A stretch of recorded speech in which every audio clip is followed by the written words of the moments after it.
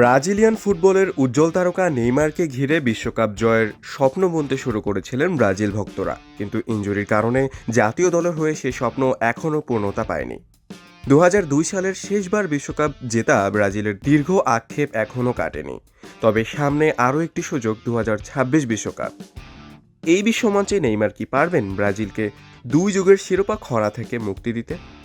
২০২২ কাতার বিশ্বকাপের কোয়ার্টার ফাইনালে ক্রোয়েশিয়ার কাছে পেনাল্টিতে হারার পর অনেকেই ধারণা করেছিলেন জাতীয় দলের হয়ে নেইমারের অধ্যায় হয়তো শেষ। কিন্তু সম্প্রতি নেইমার সবাইকে চমকে দিয়ে জানালেন তিনি ২০২৬ বিশ্বকাপে খেলার জন্য প্রস্তুতি নিচ্ছেন।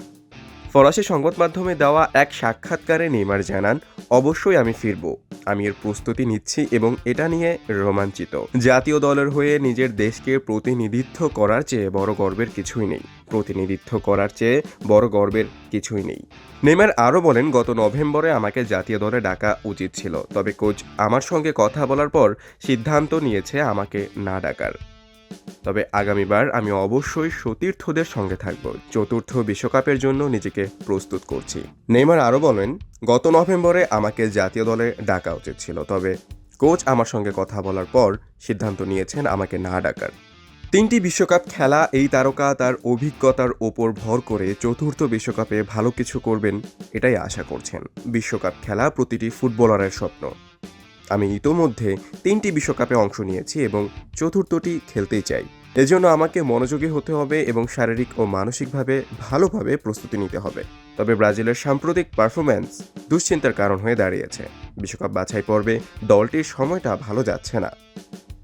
12 ম্যাচে 18 পয়েন্ট নিয়ে তারা পয়েন্ট টেবিলে 5ম স্থানে রয়েছে। যদিও এই অবস্থাকে খুব বেশি গুরুত্ব দিতে নারাজ নেইমার।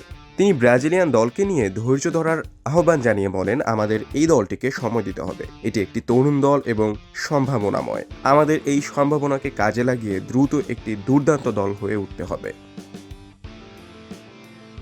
এখন দেখার বিষয় নেইমার ও তার ব্রাজিলিয়ান দল আগামী দিনগুলোতে নিজেদের কতটা উন্নত করতে পারে এবং বিশ্বকাপের মঞ্চে কিভাবে নিজেদের প্রতিপক্ষদের সামনে তুলে ধরতে পারে।